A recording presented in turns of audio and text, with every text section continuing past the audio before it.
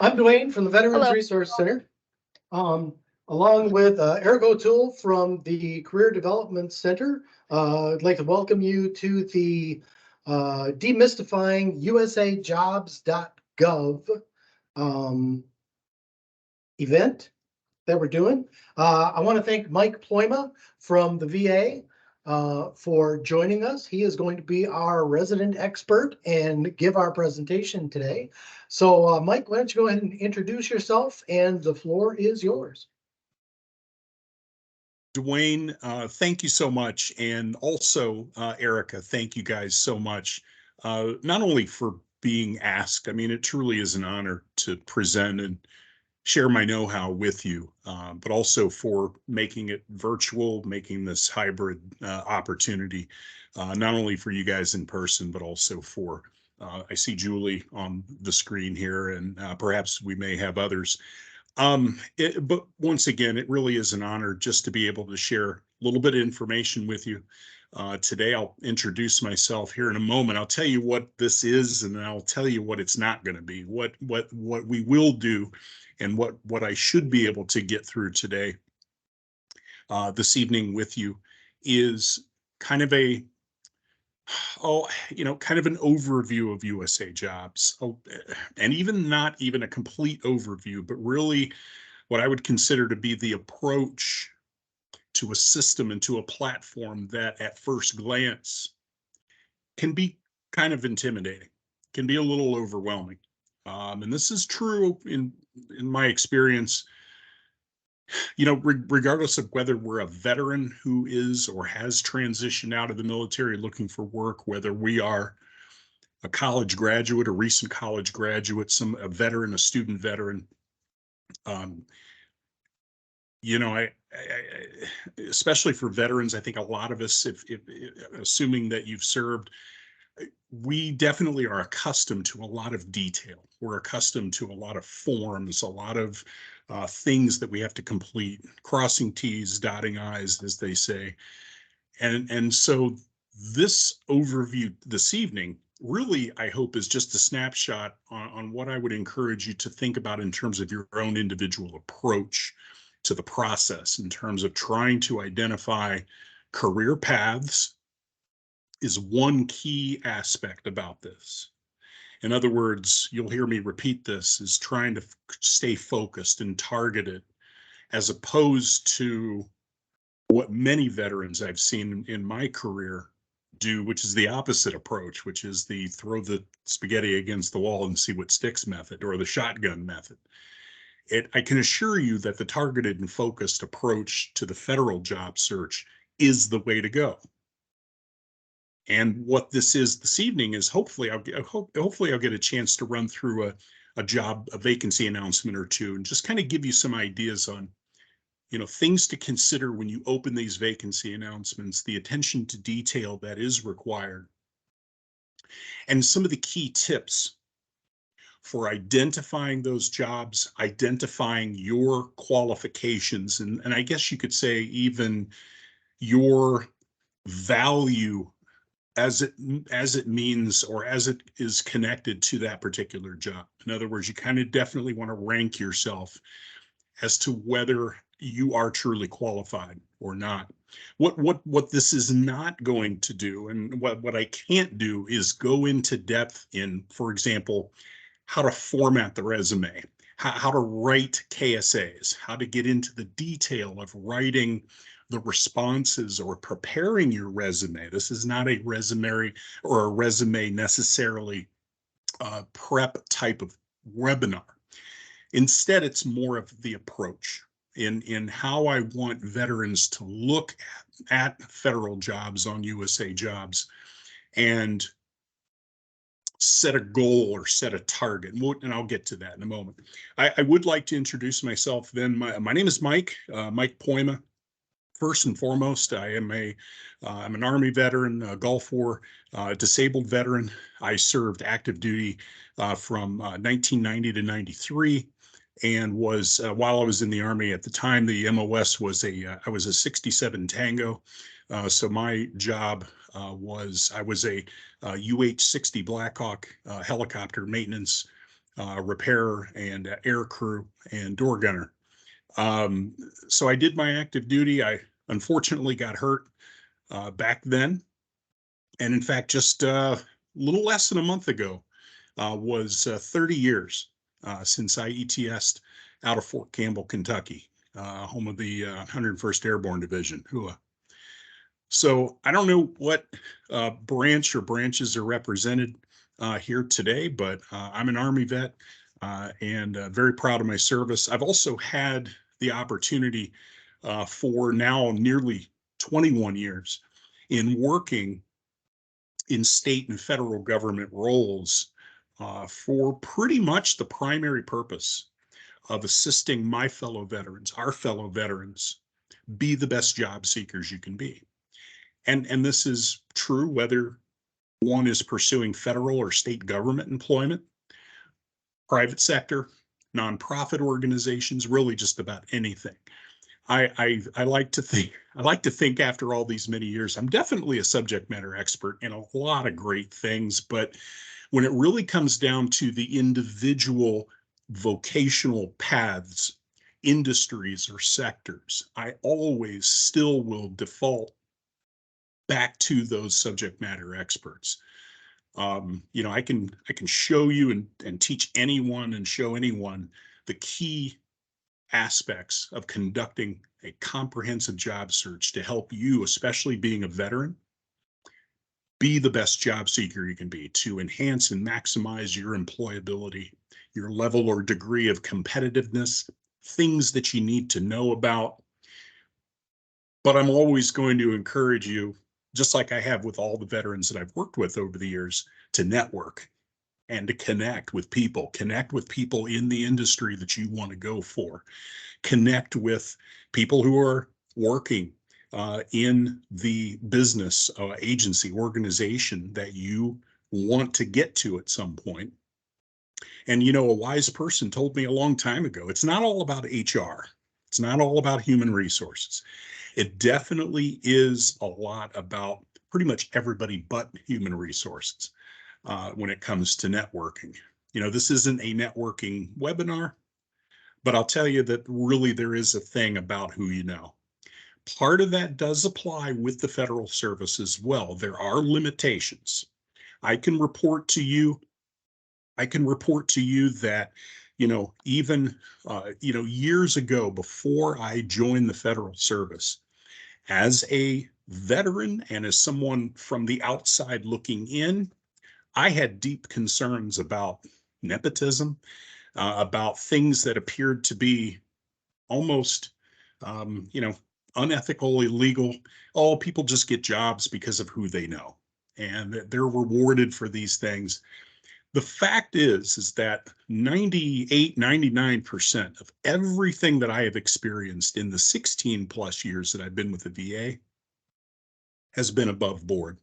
In fact, most of the HR folks that I've connected with over the years truly believe that the competitive system, as challenging as it can be to get through, is a sound system. And people go a long way and a lot of lengths to try to protect the integrity of that system. This is one thing I share just simply because over the years, veterans, particularly military veterans who I have worked with, have expressed that concern. Like, it really doesn't matter. I'm a vet, I'm a disabled veteran, I might be qualified, but, they already got their people picked out, and that it's not a fair system or things of that nature. I can assure you that the system is fair. Have things occurred? Yeah, I'm sure that they have. But overall, I do believe in the integrity of the system. And I do believe that if we cross our T's and dot our I's and have a sound and solid direction and career path, I think we have the capability of being successful in the federal service. I actually ended up in the federal service much later in life. I used my Chapter 31, or Veteran Readiness and Employment. It used to be Vocational Rehabilitation and Employment. I was just talking with Dwayne and Erica before. I attended, after I ETS'd out of the Army in the early mid-90s, I went back home to Columbus, Ohio, and got my degree from Ohio State University. And yeah, I'm a transplant. I'm originally from Columbus. Been living here in Michigan now for over 16 years. I'm probably now more a Michigander than anything else, including being a vet. But I can assure you that I had no plans at that particular time to working for the government or working in a capacity to help my fellow veterans. So I did have the opportunity at 21 years ago to join at the time the state government of Illinois, where my wife at the time and I were living right after 9/11. And I got a job first it was called a DVOP, or a Disabled Veteran Outreach Program Specialist. These are usually state government employees who work around the country. And in Michigan, we tend to see them at the Michigan Works locations, for example, or connected through the Michigan Works and through the state government agency known as LEO, or Labor and Economic Opportunity. Reason why I'm sharing this information with you is because if you did not know, part of your network could be the Michigan Works locations, the Pure Michigan Talent Connect, the veterans employment representatives who work for state government.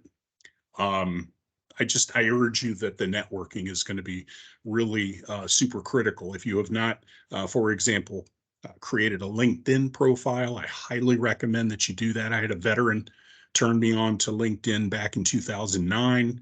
And I didn't do much with it right away, but pretty soon I started using it, and the rest, they say, is history. Will LinkedIn lead to you getting a federal job? Not necessarily. But again, if you were to sit with me for an hour, if you were to sit with me for an appointment or two, you're probably going to hear me mention a lot of these things repeated, regardless of whether your target is federal or state government, the private sector, or nonprofit. So networking is absolutely huge. So as I said, I've had the honor of being in this space for a number of years. I've picked up on a lot of things. My goal is to help you become the best veteran and military job seekers that you can. I also, of course, balance that with a lot of outreach. I do a lot of public presentations. I've given a lot of speeches. I've met with employers and business folks for many, many years. I like to take a lot of pride in having the network built that I have. And that includes government agencies and partners really across the entire country. So let's get to the heart of the matter then. When it comes to USA Jobs and when it comes to the federal job search, before I share my screen, I just want to let you know that the approach to this is really going to be important. Just the stuff that we have to think about and prepare before we get into the job search. Now, I do want to ask, when I get an opportunity here in a few minutes, I do want to ask if there are any specific majors or areas that y'all would like to look at. I did not prepare a specific job vacancy to look at. I thought that it would be actually kind of hopefully valuable to literally pick something that you are interested in and looking at it together as if it were new. I think that in a way is a good learning tool. I could go back to default vacancy announcements that I've looked at for a long time, especially VA jobs. But I thought maybe we would do that. We'll get to that in a couple minutes. But first, I just want to prep you with a couple things. I don't know how many jobs there actually are in the federal government. There could be 1,000. The fact of the matter is that I just lost my train of thought for just a moment. By process of elimination, we are only going to be qualified for a very small number of jobs at any given time. Especially when we're on the outside looking in, we're probably going to be looking most often at entry-level types of positions. I'm going to assume, for argument's sake, that there's a couple common factors going on with you guys, with the folks who I'm speaking with today. And for those of you who may not be here, but might have an opportunity to share with later. Couple things. One is that you are a military veteran or have that status of being a military veteran. It could be a recently discharged veteran, it could be a disabled veteran, whatever that case, whatever that status may be. The other thing that you have, and I'm assuming, is that you are either a recent graduate, college graduate, or you will be a recent college graduate. So there's a couple things there to think about in terms of where to go. You're obviously going to have your values, your preferences, dreams, or passions. If you were to sit with me one-on-one, one of the things that I have expressed most to the veterans who I've worked with over the years is the need to pursue that dream. And even along the same lines of what motivated us to go into the military, which often for us was a sense of doing something larger than ourselves. For example, the essence of and the value of mission, of meaning and purpose, and perhaps even fulfillment. I think in our civilian work and in our civilian work pursuits, I think we have to adopt the same thing. At least that's been the sort of the common denominator that I've witnessed with many of our fellow veterans, is this need to continue doing something meaningful. As I mentioned to my vets, I get up every morning and I say, I get to go to work today, instead of that I have to go to work. And so I express that to you because I think it is so true that we do find more peace, for example, more peace and harmony, and more fulfillment in pursuing vocations that we really are interested and want to do. So I do believe in that. This is one of the intangible aspects about this. In more practical terms, we definitely have to focus on our job search to begin with. If there are, in fact, 1,000 jobs, we probably are only really going to be qualified for a small handful. And in order to conduct that search, that's the first thing we have to do, is we have to be able to prioritize, if not identify first, the family or families of jobs that we are probably more likely going to be qualified to take. And this is true whether it's in the private sector or in government employment. If I'm finishing a degree in finance or accountancy, then it stands to reason that I'm probably going to be looking at, budgetary, finance, accountancy, or accountant, numbers related, perhaps even economic or related types of occupations. If I'm going to have, if I have a 2-year certificate, or even if I have a certificate in phlebotomy, then I know I'm going to be going into a healthcare setting of some kind and drawing blood, for example. So we definitely need to place ourselves in realistic terms when we conduct a job search like this with what we are going to be qualified in doing. One of the things that I would emphasize, especially to my fellow veterans, is to also understand and to recognize the difference between capabilities and qualifications. One of the things that I have been very much accustomed to in working with veterans over 21 years is the almost, I don't even know how to describe it. There seems to be an inherent abundance of capability when it comes to veterans, right? You think about yourself, which is totally fine, because there were so many things that I was able to do that I never thought that I was capable of doing, prior to going into the military.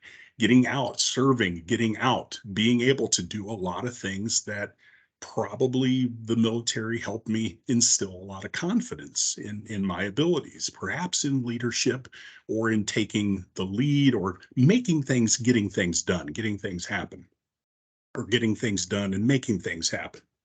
However, when it comes to employment, there is a huge distinction between being capable and being qualified. And I urge you to take a very close look at that when you do go to apply for jobs. One of the big mistakes that I have witnessed among many of our veterans over the years is, again, kind of going back to that shotgun approach. I've served in whether it be the Army, the Air Force, the Marine Corps, et cetera. I wore so many hats. I was an NCO. I've done so many things. I can do a lot of things out here too. I can do anything I put my mind to. Give me a challenge, give me an opportunity, and I will prove myself. Right?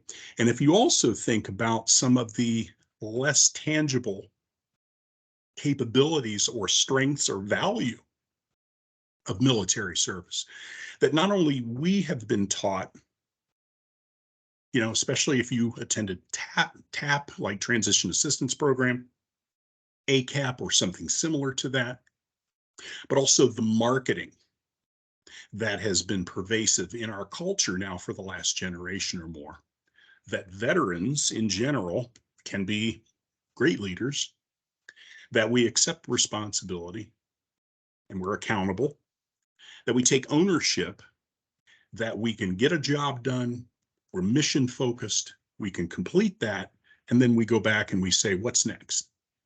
Right?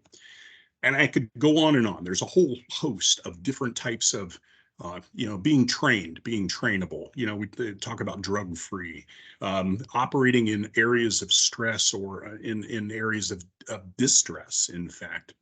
The challenge, though, is that employers are looking for what you have done or what you have been trained on, meaning training or education or experience, to prove that you can do something now. Today, when they hire, employers are not hiring you based on what you tell them you can do after you actually get there. So we need to be able to distinguish between my work ethic and characteristics about showing up to work on time, showing up to work at all, being responsible, attention to detail. These are things that, yes, might be part of our military DNA and as part of our overall characteristics. But remember, we have to be able to separate those and distinguish between those capabilities and actually what a vacancy announcement and what a qualifications in a job is calling for. All right.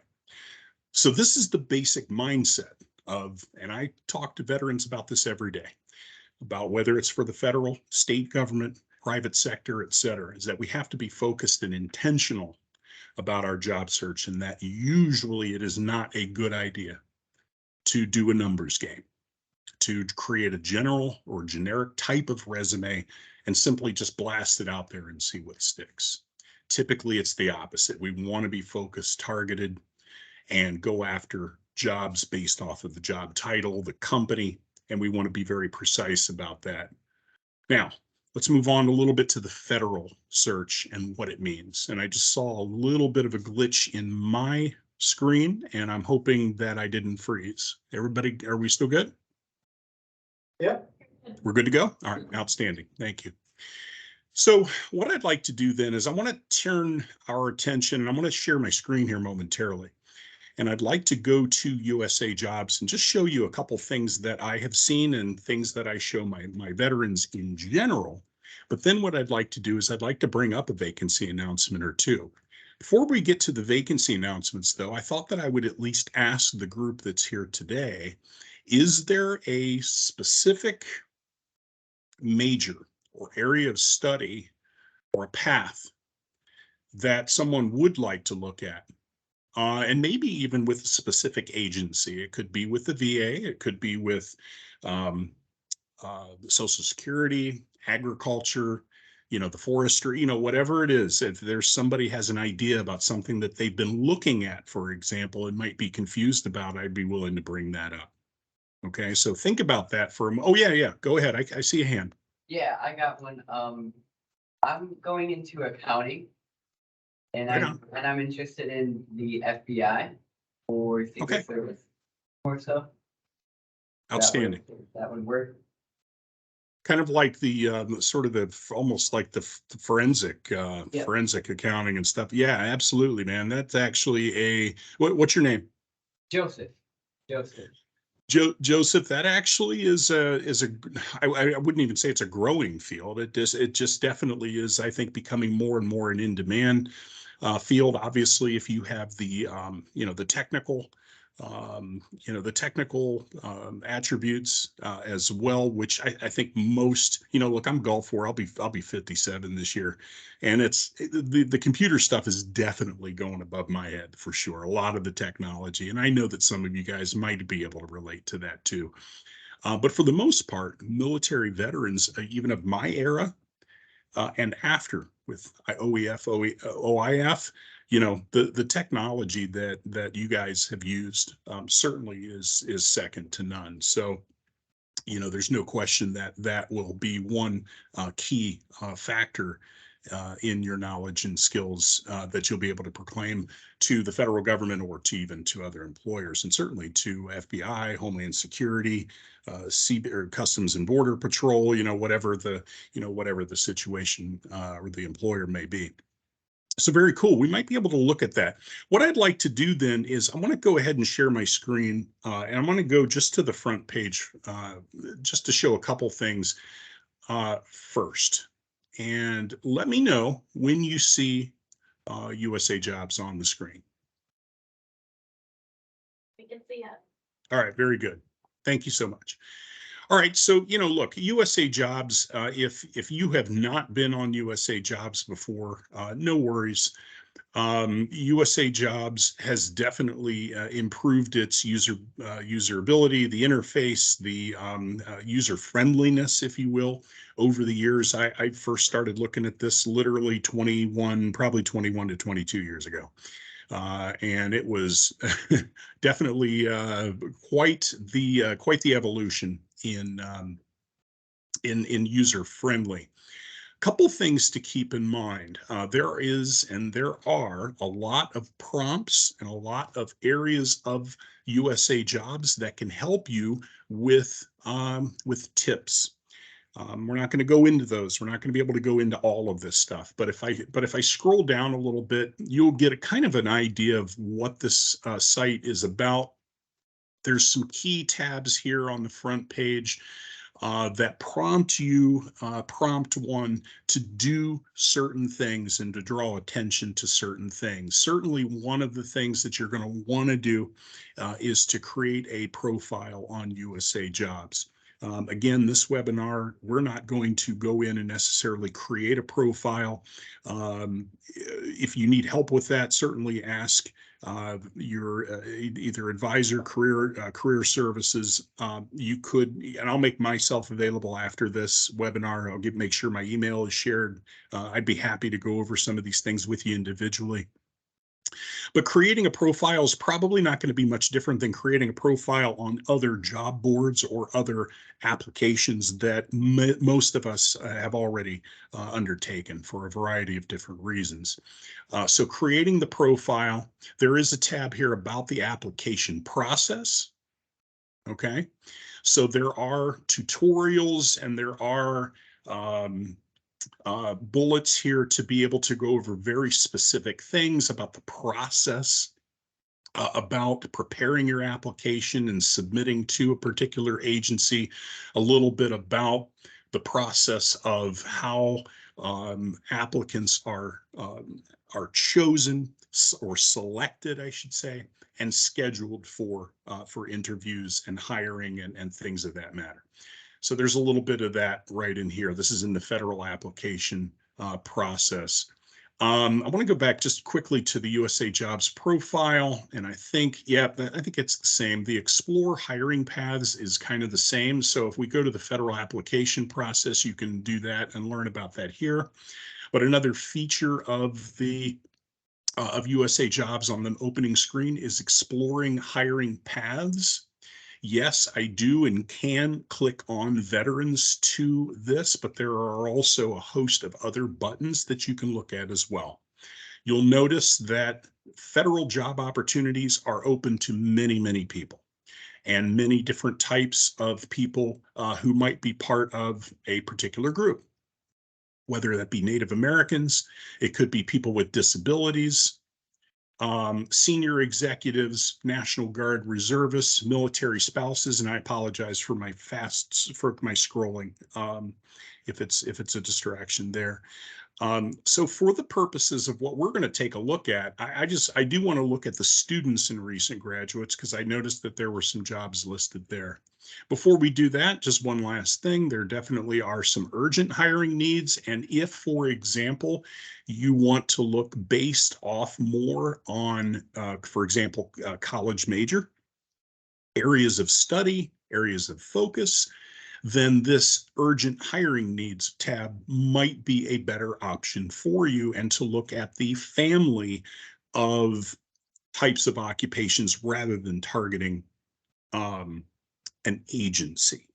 And this is kind of where I go back to what I was mentioning about how to do this. It is a little bit different, I think, for someone participating in a specific college major to use this type of tool right here. In veteran readiness and employment, and I think I failed to mention that that's who I work for. I work for the U.S. Department of Veterans Affairs, and I'm an employment specialist with VRE, which historically is known as vocational rehabilitation and employment, now is veteran readiness and employment. And quite frankly, I work with veterans who might be in college or who may not, but are looking at a variety of different occupational paths. For those veteran students or student veterans who are in school, then obviously they may be looking at very specific majors. Especially here in Michigan, we definitely see a lot of engineering and science, a little bit of social work, and also healthcare administration as well, and definitely IT. That seems to be pretty heavy in the state of Michigan with our veterans, with our disabled veterans in our program. All right, so that's a little bit about what USA Jobs looks like. I also definitely encourage you to take a look at very specific events. Sometimes there are recruitment events. You're not typically going to find, it might be a rare time, but you might actually, there very well could be a hiring type of an event. But most of the events that agencies participate in that are now virtual and online are typically going to be informational in nature, meaning that the agency is there to simply provide information, maybe how to apply, things like what I'm doing here in this meeting, but also more specific to their agency and some of the things that you may need to know about being qualified for jobs within a particular agency, whether it's the Forest Service, whether it is IRS Treasury, agriculture, the forestry, whatever it may be. So I definitely encourage you to take a look at these events as well. So that is a little bit of kind of the snapshot of USA Jobs and sort of how to navigate or look around at some of the different things that you can. Again, I'm going to take a look when I'm working with a veteran, I want he or she to be focused and targeted and really trying to get this down to the job title if we possibly can. So in other words, there definitely are a variety of ways of approaching this. You could look at it from a job title. You could look at it from a major or an area of focus or an area of study. It could be an agency. If you are focused, for example, and are dead set on working with veterans, then the VA is more likely going to be one of the top agencies that you're going to want to target. So I think what I'd like to do is looking at what Joseph had mentioned about about the accountancy, is that I'm going to go to I'm going to go back to this hiring here, exploring hiring paths, and I'm going to go to students and recent graduates. And it just so happens that if we scroll down and begin looking at some of the jobs that are going to be here. One of the things that you will find, and I will be completely honest with you, I am familiar with pathways, the program pathways for students and recent graduates, but I am not a subject matter expert in exactly how to go about these. I will admit I'm more traditional getting hired once someone has completed a degree or working with a veteran, maybe with already certain skill sets, training, and experience. But I definitely encourage you to look through the pathways opportunities, potentially for internships or other opportunities for you to gain experience while you are in school, for example. if you possibly can. And there are some pathways here and some other programs. Again, I'm not a subject matter expert in these, but this is something that's definitely worth looking at for sure. Okay, so as an example, let's take a look, and I'm going to look at search recent graduates jobs. I brought this up a little bit ago, and as it turned out, coincidentally, um, there were it looks like there were 45, and it's interesting because there was one on here right away for a Pathways recent graduate for an accountant, and this is with the Department of the Interior. Now, granted, this is going to be in California. At first, I tend not to pay as much attention as to the geographical location. This is one of the first tips I have for you, is that across the board, the vacancy announcements in language and qualifications tend to be very similar. I'll say that again, they tend to be very similar. It doesn't mean that they're exactly the same every time, but for the most part, if you're going to read about vacancy announcements to get an idea about qualifications, just the fact that the position is located in another state should not worry you too much. The key is understanding the vacancy announcement, going through it, looking for key items so that you can determine your level or degree of qualification. There's a lot of busy stuff over here that you'll see in terms of hiring path and filters, being able to select and I guess deselect or whittle a list down. I'm not going to go into a whole lot of this. There are a variety of ways of filtering information based on your salary, expectations, GS level, which is called general schedule, by the way. GS, most of us are going to be, especially once we have attained, say, for example, a bachelor's degree or higher. If you are going into the federal service, then the GS schedule or the general schedule is more likely going to be the area of jobs in which you're going to be qualified for. Again, you can filter on department and agency and series and different things like that. So for the purposes of taking a look at one, what I'd like to do then is just take a quick look at this Pathways recent graduate accountant.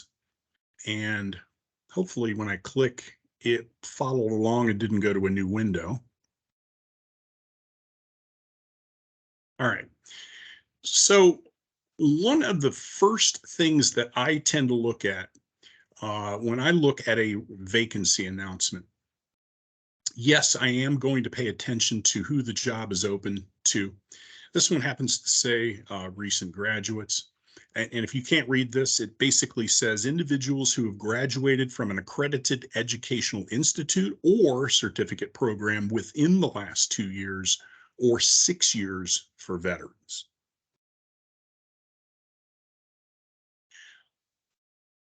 There are a variety, when you go into USA Jobs, there are a variety, if you can see this, there are a variety of tabs across the top that if you were to click on those would take you to those particular sections of the vacancy announcement.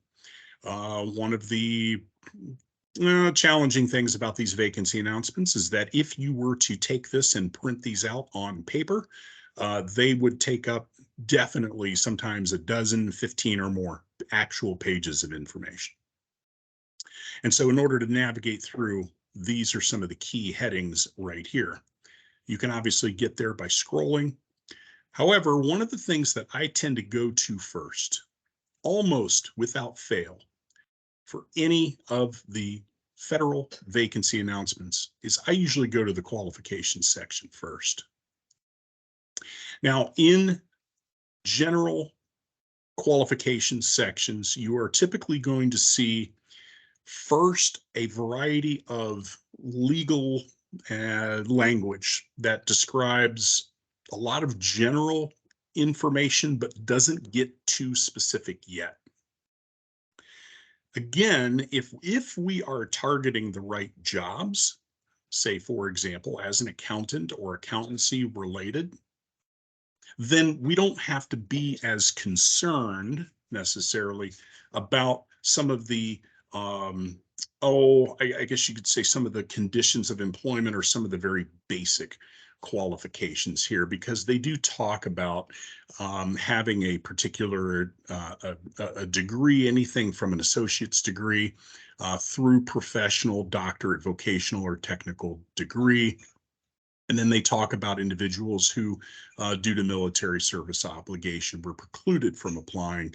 You know, you can read through some of this stuff if you want to. They have the basic requirements here, including the degree or combination of education and experience. Hot tip, though, I will tell you is that even though a lot of this language includes this or that, if you follow me. In other words, experience or education, I can assure you that the vast majority of hiring that's done in the federal service is based off of experience and education. Only in the rarest instances have I ever been familiar with or heard of anyone who would be hired based on simply just their training or education. So in other words, the message here that I want you to know is don't get caught up in the myth that by virtue of having a specific degree only is going to be the ticket for gaining you that particular employment opportunity. Don't buy into that. You definitely need to have experience as well. Reason being is because most candidates, many of the candidates who go after these jobs are in fact going to have all of the prerequisites. They're going to have the experience and the qualifications. You do not want to be stuck behind the curve there. So when we go to the experience, though, this is where I'd really like to look at first. And this is one phrase here that you will become familiar with. This phrase that I just highlighted. And if you can't see that, it says, applicants must possess 1 year of specialized experience. Get used to that phrase, because that phrase is going to be in almost every vacancy announcement that we ever look at. 1 year of specialized experience. And typically you're going to be asked to demonstrate 1 year of specialized experience that is in the GS grade level, 1 grade level below your target. So for example, for bachelor's level graduates, typically we are targeting GS5, GS7, sometimes GS9 positions, usually in that ballpark there, 5, 7, 9. Now, understood that you may have a very specific degree. That's one thing. I'm going to make that assumption, like on Joseph's part, that you're going to have this very specific degree in accountancy. But the key words that I want you to look at, and also others, depending on your job that you are looking at, is the language that's being used in this very first paragraph right here. What you need to know are these words right here. The experience or the specialized experience that this job calls for looks to be exactly these items right here. And it says experience assisting in the review and analysis of financial data and generating reports. That's the first one. What I see here is one thought, meaning experience assisting in the review and analysis of financial data and generating reports. I want to pay very close attention to a phrase like this. We have to pay very close attention to the word, even the word and. Be very careful in vacancy announcements to look for words such as and or, and pay very close attention to that.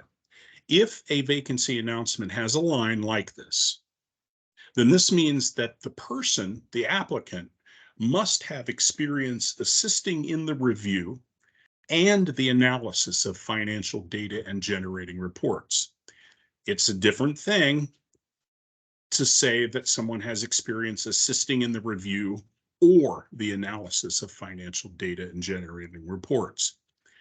I point this out because of the number of veterans I've worked with over the years who don't see words like this. and make assumptions that if they see one part of an equation or one part of qualification, that they can immediately draw a link or a parallel to their experience that might not necessarily be accurate.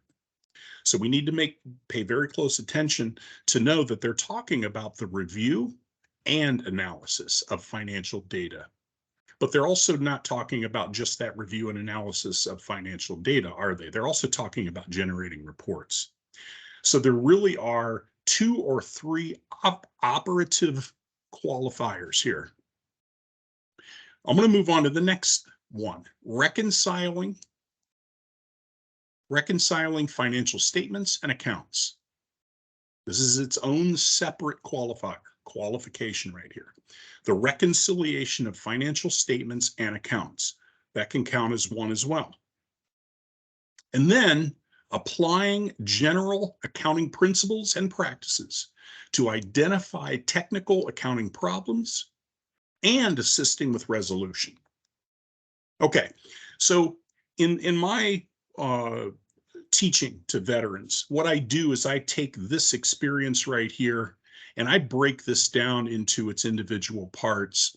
And I can look at that veteran and we work together and we basically agree and say, you know what, on its surface, there's going to be 1, 2, 3, 4, 5, 6 or 7 items just within this phrase right here.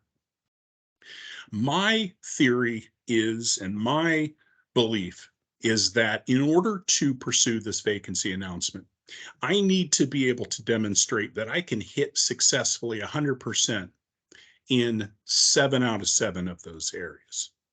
I'll say that again. In order for me to seriously consider moving forward in this vacancy announcement, this is the first area that I really have to look at. And you can apply this whether it's for accountancy, whether it is for a management analyst, for a scientist, for a healthcare professional, law enforcement, it doesn't matter. Look very carefully at this first paragraph of specialized experience and make sure that you itemize, that you identify, itemize those qualifiers. Once you have that and that turns into a math problem, which means 100%, I challenge veterans to be as closely 100% qualified for those items before moving on. Now, I'm going to pause here for just a moment. I'm going to make one very key point here. One of the other things that I advise veterans on all the time, because a question might come up. Mike, aren't I eligible for veterans preference? Am I eligible for veterans preference points, and don't those points count for something? Yes, they do. But in order for you to maximize your opportunity, and the target here, the goal, and I want you to make sure you write this down and know this, that your success in this process hinges upon one outcome and one outcome only. And that is to be found qualified and referred to the hiring authority. Actually, let me rephrase that. To be found qualified and referred to the hiring official or hiring manager, not hiring authority. I don't want to confuse you because there are hiring authorities, and that's a different subject. Maybe we can talk about that too. But the fact is that I don't want you to going into this process believing that because you are a veteran, because you are perhaps a disabled veteran or eligible for veterans preference points, that you can be less than qualified and use those points to then therefore become qualified or fully qualified and referred. This can help you avoid a lot of frustration, a lot of time, and hopefully will speed up the process overall. Target positions for which, especially when we look at these first sentences of a job, of a vacancy announcement, pay very close attention to this. And if you are 100%, proceed, move on. There are exceptions. I think that if you're hitting 90% or higher, keep going. I'm not going to tell another vet not to apply to a job. You have to kind of do that and choose that for yourself and apply on your own in so many respects. But I can assure you that if you are looking for the right positions to begin with, applying for the right positions, hitting the target of being found qualified and referred, that's what you need to do. I had a veteran contact me the other day who is a healthcare administrator. She sent me and forwarded a posting, I believe, for the VA somewhere in the country for a healthcare administrator. And the email essentially said to her, Ms. Veteran, you have been found qualified and referred to the hiring manager or hiring official. And she wrote back to me and said, is this good? And is there anything else I need to do? Do I need to talk, do anything? And I just wrote back to her and I said, you know what? You are exactly in the ballpark. You are hitting target. That is exactly what you want. Then it becomes a matter of time. And I understand that there may be time, you may not get an interview the first time. But if you are adopting this methodology and targeting the right jobs, making sure you're qualified, you are going to be much more successful. A couple other things to consider. We have these qualifiers here, and I know that we're coming up on the top of the hour here shortly, so I want to check one or two other quick things for you. One of them, another way to look at this, and an additional step in the process, is to also go to the section either how you will be evaluated or how to apply.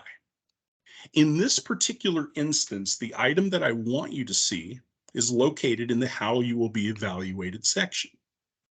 In there, typically is going to be what's known as a position-specific questionnaire.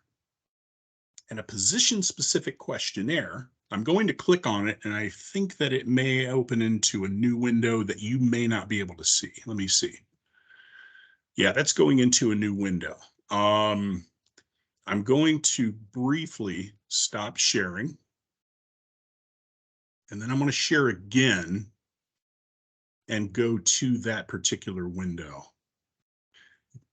You should see now at the top of the screen the Bureau of Reclamation and a summary of the position announcement. What you see though here is several things. I'm not going to go into all these, but typically you're going to have eligibilities first. And this is where you're going to answer questions about whether you are, for example, eligible to apply for veterans preference. Pathways program, recent graduate questions, reasonable accommodations for disabilities, preferences, select the lowest grade you are willing to accept. I can assure you folks that if it is a multiple or a career path type of a vacancy, which typically is going to see like a 7, 9, 11, maybe a 6, 8, 10. There's a variety of different paths here. I can assure you that from the outside looking in, never just simply select the highest one. Always select the 7, select the entry level. It is possible that with your education and training, you may actually be qualified for a 9 or higher position. But if you select the 9 and you're not eligible for the 7 or qualified for it, then everything is off the table and you won't even be considered. So that's the eligibilities and preferences. But below, what you'll see is the assessment. And the assessment is typically a multiple choice questionnaire that replicates the language contained within the qualifications that we just looked at. Now, because we're running a little short on time, we're not going to go through these, but what I can share with you is that typically the answers that are being provided here for you are going to be in varying degrees of either on one extreme that all I've had is classes or training and that's it, all the way to the other extreme, which is not only have I had the training, but I've also had years of experience, and perhaps I've even taught this. I'm a subject matter expert. My feeling is this, is that if we are in fact answering mostly the best answer, which is that I have work experience, training, and that I could teach this to other people, then again, that's a good indicator that I should proceed in this vacancy announcement and probably will expect to do very well.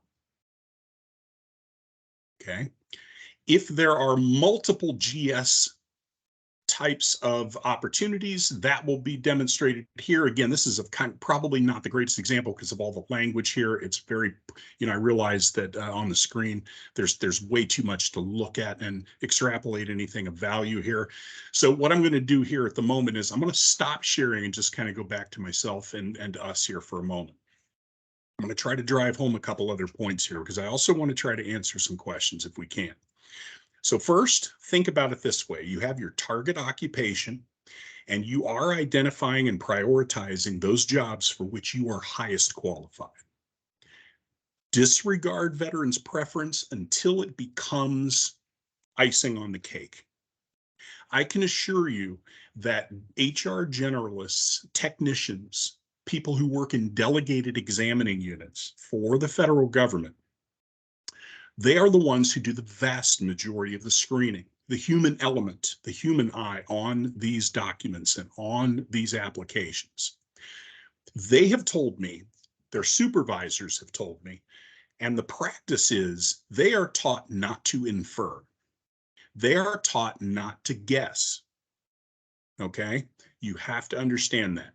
That's one key thing to this. You have to explain and tell the story. You have to tell them precisely what you did to qualify in those qualifications. You have to explain to them in detail. And it's not really a joke, but I'm like to veterans all the time, look, you need to be prepared to write, even if it's in narrative form. I have 52 weeks of specialized experience in given qualifier A, B, and C, and here's the work that shows how I did that. You cannot simply just write the job title, the employer, and paste job duties and think that that's going to be sufficient for that generalist to say, oh, you're clearly highly qualified. No, you have to tell the story. They are taught not to infer. So, that's one tip to know for sure. If, again, you are submitting documents and you are submitting applications and you are, in fact, getting a response back more often than not that says, I'm being found qualified and referred, stick to that methodology. Don't veer from that. Then it will become a matter of time until you are, granted an interview. The process after a vacancy announcement closes is that typically human resources has possibly 2 to 3 weeks, maybe 2 to 4 weeks or so to get their certified list to that hiring manager, to that hiring official. What I recommend is that for you as an applicant, it is perfectly acceptable for you to follow up with the point of contact that's listed in the vacancy announcement, and that's typically found at the bottom of the vacancy announcement. If there's a telephone number there, fine. If there's an email address there, that's fine. I encourage you to contact them. Mr., Ms. So-and-so. My name is, Joseph so-and-so. My name is Mike Veteran. I applied to this position. I got a confirmation back, but I just wanted to follow up and make sure that you did in fact receive my packet. Is everything looking good? Everything complete? Yes, sir. Hey, no problem. Yep. Nope. We got it. No problem. I do want you to also consider following up again within several days after the closing of the vacancy announcement. And in the instance where you have been provided with that note that says that you've been referred to the hiring official. The reason why I want you to follow up during this period of time is because I can assure you that the federal government and most agencies, I'm a VA employee, and I'm going to say this, and I know how this is going to sound, but the federal government and the human resources, for many reasons, is very, very poor at post vacancy announcement follow-up. It is terrible.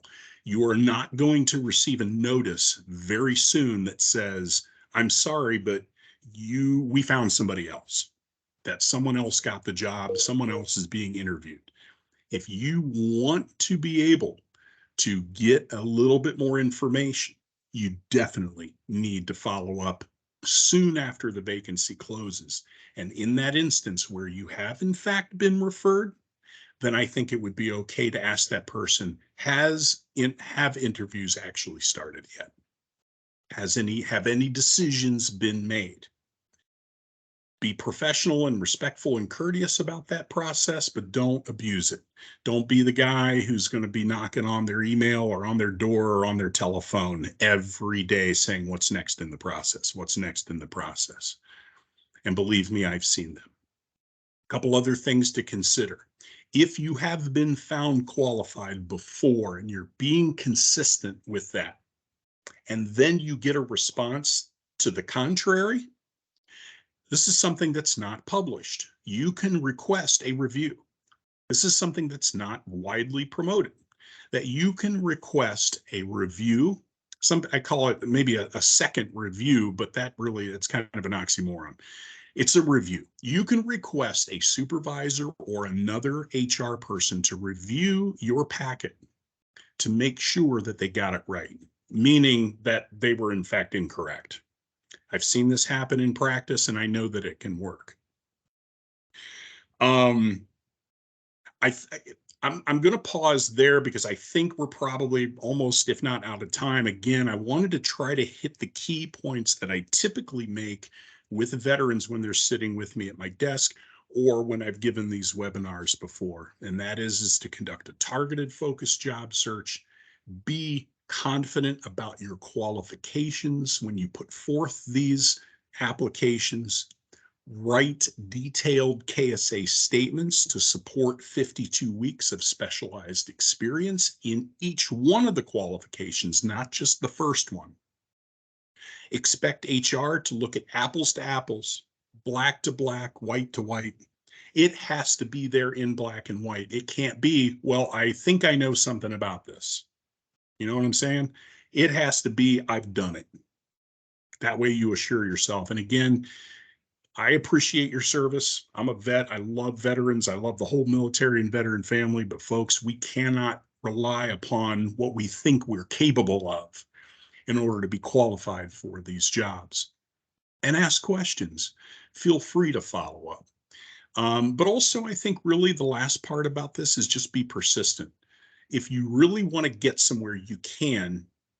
But once you're hitting that target of being found qualified and referred, it really, in my experience, becomes a matter of time, and you just have to stick with it. Now, there's a lot more I could cover in terms of hiring authorities, networking with people within the federal government, learning about job opportunities and and perhaps even other pathways of getting to these jobs. But I'm going to stop because I recognize that I'm over by several minutes, and I want to be able to answer any questions that you have. So that's the bulk of what I came here tonight to lay on you guys. Any questions? Well, I do have a question. Yeah. From what I recall in the past, they used to ask for hours or Yeah. length of time that you did. Do they still require that? And how do you go about doing that? Because I've never been in the military, so I don't know how to equate, like, I guess, corporate America and then transferring it over to apply okay. for a federal job. So typically, if I hear your question, and ma'am, what's your name? Denise. Is it Denise? Yes. Denise, that's a great question. I do believe, if I hear your question correctly, that in your profile and in the building of your application and resume in response to a vacancy announcement, I think that you're going to be prompted for those hours. In other words, they ask for everything. They want to know where you worked, the years, supervisors, if you have them and you have that contact information, whether it was a part-time, full-time, temporary, permanent, you know, they're gonna break this thing down to get an idea of exact, and even salary, wage and salary. All of this information in the federal process is typically asked. This is unlike the private sector. Private sector on applications, yeah, they can ask things about your previous salary and supervisors and things of that nature. But there are definitely some distinctions between this process, the federal meaning, and anything but federal government. So you will be asked, you will be prompted. And my recommendation is to try to fill in and answer as much as you possibly can. Try to answer everything. Don't leave information in blank and think, well, I either can't get that or it's not important. Do what you can, due diligence. This is an exercise. And again, this is not easy for me to say to job applicants, whether you're a veteran or not. If you want to get into the federal service, you kind of have to play the game. You've got to go through this exercise first. Once you get in, I can assure you that your work ethic, all of those great qualities about you, again, whether you are a veteran or not, will shine. And there are so many, once you get in, there are so many opportunities in the federal government to grow. No question about that. Any other questions? Mike, I think that exhausts our questions. Thank you for your time, and thank you to those of you that could come. And we will stop the recording. We will make this recording available if you want to watch it again. If there's anything that you thought you might have missed. Thank you, Mike. So, Thank thanks, you. Mike. You're welcome. And I would, for Erica or Dwayne, if you would be so kind, feel free to share my email address, which is michael.poima@va.gov. I'm available for follow-up well after this. If anyone has any questions, please contact me, and I'd be happy to help support beyond this as much as I can. We appreciate that, Mike. Thank you. Okay. Thank you. Thanks, guys. Have a great evening. It's been a pleasure. You too.